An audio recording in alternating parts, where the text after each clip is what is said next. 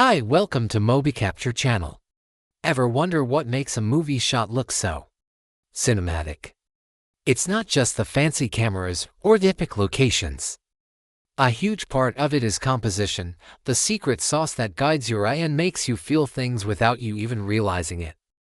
Today, we're diving deep into the art of cinematic composition, and I promise, by the end of this video, you'll see filmmaking in a whole new light. Ready to unlock some serious visual storytelling secrets? Let's get started. First up, the absolute classic, the rule of thirds. Imagine your screen is divided into a tic-tac-toe grid, with two horizontal and two vertical lines. The idea is to place your key subjects not smack in the center, but along these lines or, even better, at the points where they intersect. Why? It creates a more natural, balanced, and dynamic image. Putting a character on one of these intersection points gives them space to look into, creating a sense of anticipation or context. It's simple, effective, and instantly makes your shots look more professional. So next time you're framing a shot, try moving your subject just a little to the side. You'll be amazed at the difference it makes. It's a rule for a reason, but remember, rules are also made to be broken. More on that later. Now, let's talk about leading lines. These are literally lines within your shot that guide the viewer's eye towards your subject. Think of a road winding into the distance, a fence, a river, or even the edge of a building. Our eyes are naturally drawn to follow lines. By using them strategically, you can create a powerful sense of depth and direction. It's like giving your audience a visual roadmap, pointing them exactly where you want them to look. Leading lines don't have to be straight either. Curved lines can add a sense of grace and fluidity, while diagonal lines can create tension and energy. Look for them everywhere. They are one of the most powerful tools in your compositional toolbox for creating compelling and immersive visuals.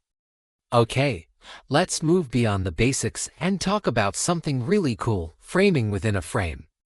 This is where you use elements within your scene to create a natural border around your subject. Think of a character seen through a doorway, a window, or even between two trees. This technique does a few amazing things. First, it adds a ton of depth and layers to your shot, making it feel more three-dimensional. Second, it draws intense focus to your subject, almost like putting a spotlight on them. It can also be used for storytelling. Framing a character in a tight space might suggest they feel trapped or isolated. It's a creative way to add context and meaning to your shot, turning a simple scene into a piece of art. Next up, let's discuss depth and foreground elements. A flat-looking shot is a boring shot. To make your visuals pop, you need to create a sense of depth. A simple way to do this is by including elements in the foreground, middle ground, and background. For example, you could have a plant in the foreground, slightly out of focus, your main character in the middle ground, and a city skyline in the background. This layering effect tricks the eye into seeing a three-dimensional space on a two-dimensional screen. It makes the world of your film feel more real and immersive. Don't be afraid to put things in front of your lens. It's a pro move that instantly adds a cinematic quality and pulls your viewer right into the scene. Let's get into visual balance. You've heard of symmetry, right? Placing your subject dead center can create a powerful sense of stability, formality, or even unease. Think of those iconic shots from directors like Wes Anderson. They use symmetry to create a very distinct, stylized world. But what about asymmetry? This is where you balance your main subject with a smaller, less significant object on the other side of the frame. Imagine a large character on the left balanced by a small lamp on the right. This creates a sense of visual interest and harmony without being perfectly mirrored.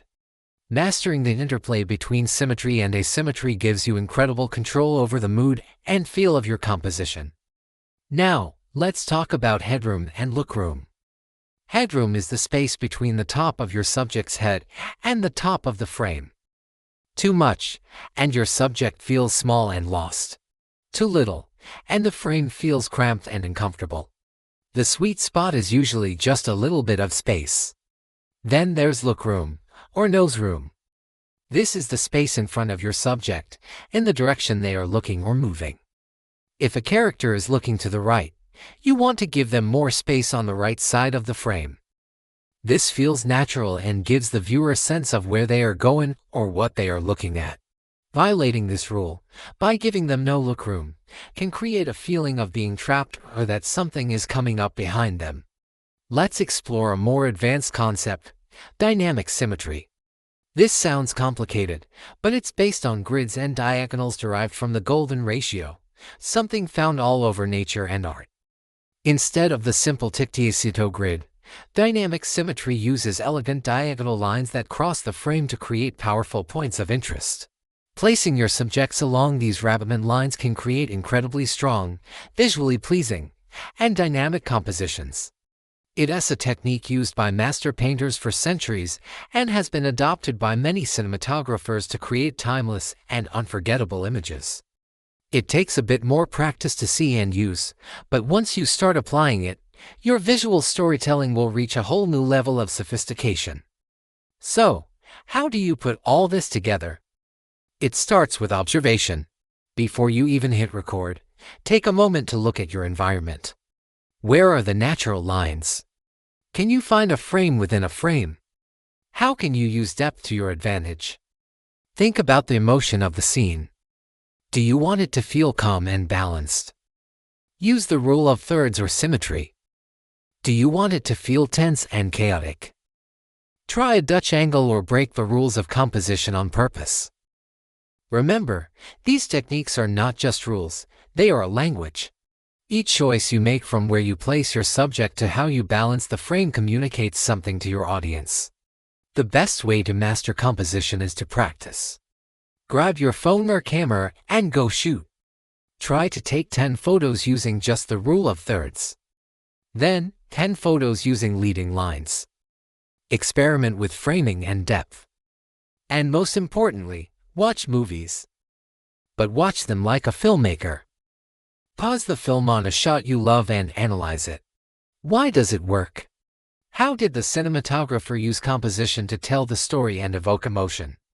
The more you train your eye to see these techniques, the more naturally you'll start using them in your own work.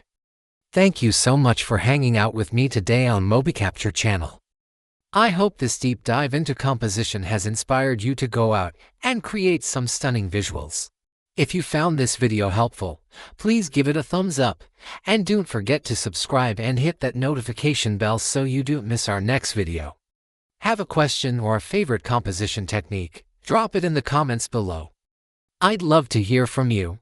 Until next time, keep shooting and stay creative.